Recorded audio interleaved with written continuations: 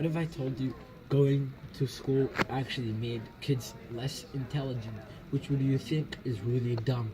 Because people believe going to school would actually make you smarter. The only thing school does is hopefully makes you academically smart. But that is not something that would help you later on in life. School kills human brains and kills creativity. If you look at back in the history of school, school was created to train factory workers. They make kids sit in rows, quiet. If they have a question, raise their hand. Nobody talks in class, and give them a small break to eat food, then come back. It's the same thing that would happen at a factory, but what is different is they make them compete for one letter grade, which is an A. And it's very stressful for kids, but parents don't understand that. Every parent and teacher wants his kid and his child to succeed, or his student to succeed in life. With the school system we have right now, they won't. There's a story that has been told over time and time by Richard Williams. He's a YouTuber right now. When he was in second grade, he had a teacher named Mrs. Williams, and in his math class, he wouldn't understand the basic math that the kids were doing, and most of the kids in class understood it, and they had a test, but this kid would fail every quiz, wouldn't understand the homework. He was like struggling in class over time and time and time. Instead of his teacher helping him, she spoke to his parents and said that your kid he's having learning struggles. He's not like the other students. He cannot understand basic stuff. And they made the kid believe that he was dumb and stupid. It went to the extent that his parents even thought he had mental disabilities. They took the kid to a hospital, and the doctor said that there was nothing wrong with their son. He was perfectly fine, and he was healthy. He had no issues.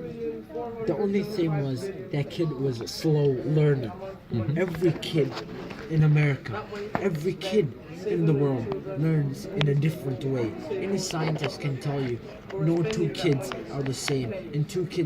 Every two people have two different brains, and they all learn in a different way. And every parent that has more than two kids can verify that and tell you that is true.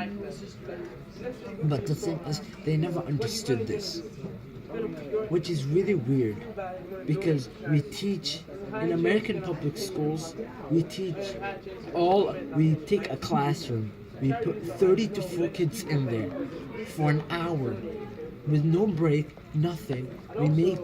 The teacher teaches them the same exact thing in the same exact way, but every single student in there is different from the other, which is really confusing, because every kid in there has different goals, different dreams, different stuff they want to do future in life, but we teach them the same exact thing in the same way, which doesn't make sense, because some kid might be ready to learn that stuff while the other might not be. There's some kid in that class that might be ready to learn how to play a piano while the other is ready to learn how to do math. So a great problem in our schools is teaching the students as a group instead of an individual. Like a regular house that any person would build, you always build the foundation, then you actually build the house. With no foundation, then you can't build the house, because the house will fall over every single time. It's the same thing with students. You can't just build on top. You have to start from the foundation and build the individuals, which will make the group stronger. Another problem with our schools is standardized tests and the Common Core.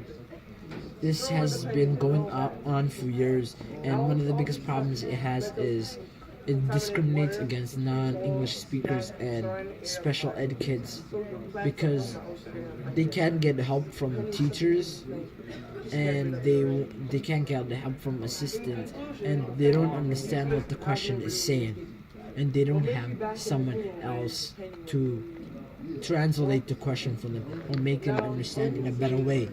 But every student in America has been given the same exact standards that was set by this every state. Every kid in that state has the same standards, which is really weird because every kid is different. But it discriminates against these kids because none of these kids can understand the question or know even what the question is asking, and the state won't let the teachers help them out because that's apparently considered cheating if you tell the kid this is what the question is asking. So how is a young innocent kid supposed to answer a question which he does not know what it means? And later on, in a couple years, when the kid comes to hate school because nobody wants to teach him anything, nobody wants to motivate the kid, and the kid thinks he's stupid and dumb and drops out of high school or school in general and has nowhere to live, has no shelter because this innocent kid barely knows English, can barely understand anything, and we have really high dropping rates in school.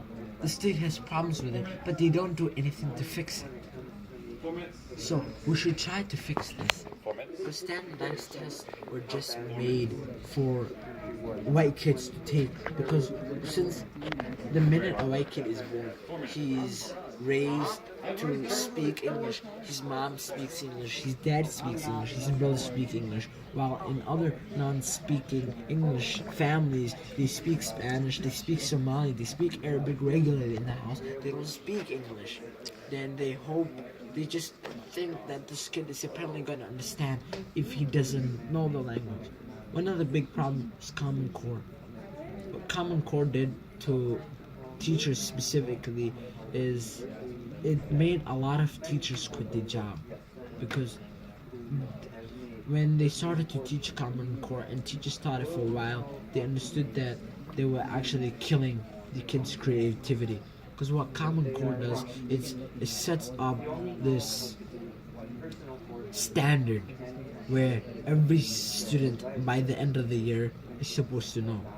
It says like by the end of 10th grade year, every kid is supposed to know how to do this equation. It's supposed to understand geometry. It's supposed to understand genetics and DNA, like stuff like that. But the thing it does is it kills creativity because it makes the science teacher or the math teacher or the history teacher focus on one specific thing and teach that specific thing instead of teaching kids creativity, instead of teaching kids to think outside the box. It will help them in the future on.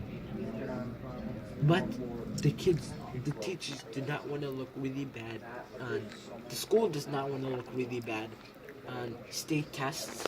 So they teach the kids these stuff so specifically, so when the test comes to them and they see these stuff, the kids can just answer the questions, which is a big problem with our schools these days. Because if you see this in any kind of school, it's happened where is kids, they memorize stuff, facts and dates just for the test.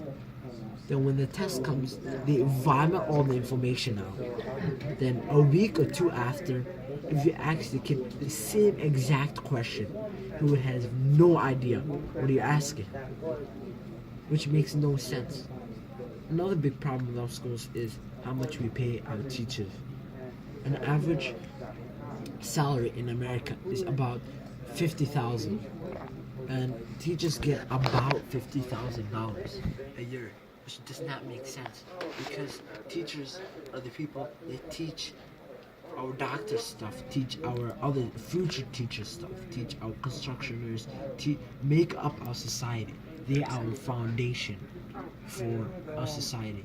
So if we don't pay teachers stuff, we will have less teachers in the future, and less people will want to do this job. We will barely have any teachers in the future, and a bunch of students. And we usually run out of teachers, which is really terrible for our society. I would end this speech by saying, do you want your kid to be successful in